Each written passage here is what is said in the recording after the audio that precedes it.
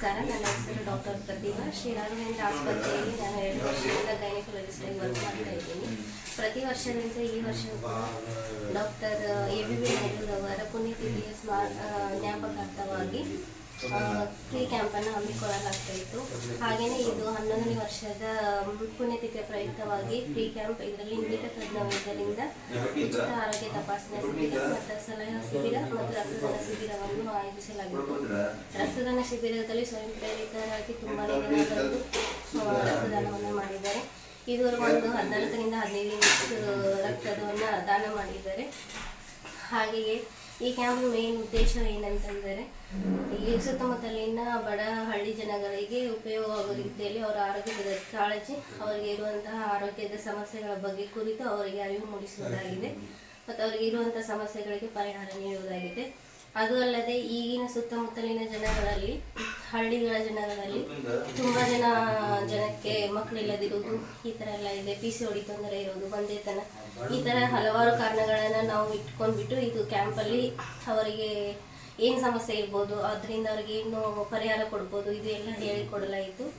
ಅದೇ ರೀತಿ PCODನ ಯಾವ ಥರ ರಿವರ್ಸಿಬಲ್ ಮಾಡ್ಕೋಬಹುದು, ಹಾಗೆಯೇ ನ್ಯಾಚುರಲ್ ಹೇಗೆ ಕನ್ಸೀವ್ ಆಗ್ಬೋದು, ಇದ್ರ ಬಗ್ಗೆ ಎಲ್ಲ ಹೇಳಿಕೊಡಲಾಯಿತು. ಹಾಗೆಯೇ IVF ಇಂತಹ ಪ್ರೊಸೀಜರ್ಗಳಿಗೆಲ್ಲ ಲಕ್ಷ ಎಲ್ಲ ಕೊಟ್ಟು ಮಾಡಿಸ್ಕೊಳ್ಬೇಕಾಗುತ್ತೆ. ಅದು ನಮ್ಮ ಬಡ ಜನಗಳಲ್ಲಿ ಸಾಧ್ಯವಾಗುವುದಿಲ್ಲ. ಯಾಕಂದರೆ ಲಕ್ಷಾಂತರ ರೂಪಾಯಿಗಳನ್ನು ಕೊಟ್ಟು IVF ಇಂತಹ ಪ್ರೊಸೀಜರ್ ಮಾಡಿಸ್ಕೊಳಕ್ಕೆ ಆಗೋದಿಲ್ಲ. ಆದ್ದರಿಂದ ಅಂಥ ಜನಗಳಿಗೆ ಅವರ ಸಮಸ್ಯೆಗಳನ್ನು ಕಂಡುಹಿಡಿದು ಅದಕ್ಕೆ ಪರಿಹಾರ ನೀಡಲಾಗಿದೆ.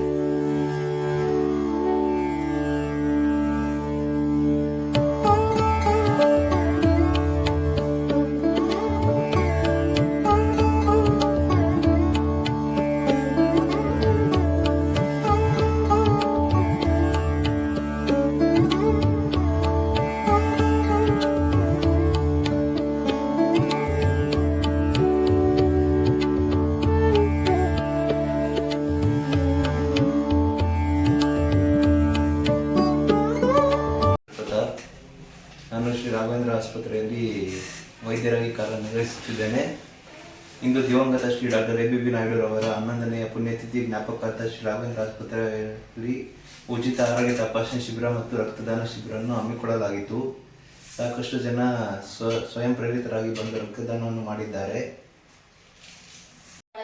ರಕ್ತದಾನ ಮಾಡೋದ್ರಿಂದ ಆಗುವ ಉಪಯೋಗಗಳಂತಂದರೆ, ರಕ್ತದಾನ ಮಾಡುವವರಿಗೆ ಶುಗರು, BP, ಕೊಲೆಸ್ಟ್ರಾಲ್ ಇಂಥ ಸಮಸ್ಯೆಗಳು ಇಲ್ಲದಿರೋದಕ್ಕೆ ಮತ್ತು ರಕ್ತ ಫಿಲ್ಟ್ರೇಷನ್ ಆಗ್ತಾ ಇರುತ್ತೆ. ಹಾಗೆಯೇ ರಕ್ತವನ್ನು ದಾನ ಮಾಡುವುದರಿಂದ ನಾವು ಒಂದು ಜೀವವನ್ನು ಉಳಿಸಬಹುದಾಗಿದೆ.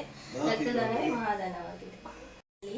ಉಚಿತವಾಗಿ BP, ಶುಗರ್ ಎಲ್ಲ ಚೆಕ್ ಮಾಡಲಾಯಿತು. ಚೆಕ್ ಮಾಡಿಬಿಟ್ಟು ಅವರಿಗೆ ಯಾವ ಥರ ಪ್ರಿಕಾಷನ್ಸ್ ತಗೋಬೇಕಂತ ಹೇಳಲಾಯಿತು. ಸದ್ಯದ ಪರಿಸ್ಥಿತಿಯಲ್ಲಿ ನಾವು ಜನರಲಾಗಿ ಯಾವಾಗಲೂ ನೋಡಬೇಕಂದ್ರೆ ಹೃದಯಾಘಾತದ ಕೇಸುಗಳು ತುಂಬ ಜಾಸ್ತಿ ಆಗ್ತಾ ಇದ್ದಾವೆ. ಇದಕ್ಕೆ ಕಾರಣ BP ಮತ್ತು ಶುಗರನ್ನು ಕಂಟ್ರೋಲಲ್ಲಿ ಇಡದೇ ಇರುವುದು. ಯಾಕಂತಂದರೆ ಹಳ್ಳಿ ಜನಗಳಿಗೆ BP, ಶುಗರ್ ಅಂತಂದರೆ ಸದ್ಯದಕ್ಕೆ ಎಷ್ಟು ಮಾತ್ರೆ ಕೊಟ್ಟಿರ್ತೀವಿ ಅಷ್ಟು ಮಾತ್ರೆ ತಗೊತಾರೆ. ಅದ್ರ ಬಗ್ಗೆ ಅವರಿಗೆ ಜಾಸ್ತಿ ಅರಿವು ಇಲ್ಲ. BP ಮಾತ್ರೆ ಬಿಡೋದ್ರಿಂದ ಏನು ಥರ ತೊಂದರೆ ಆಗುತ್ತೆ ಅದೆಲ್ಲ ತಿಳಿಸಿ ಹೇಳಲಾಯಿತು.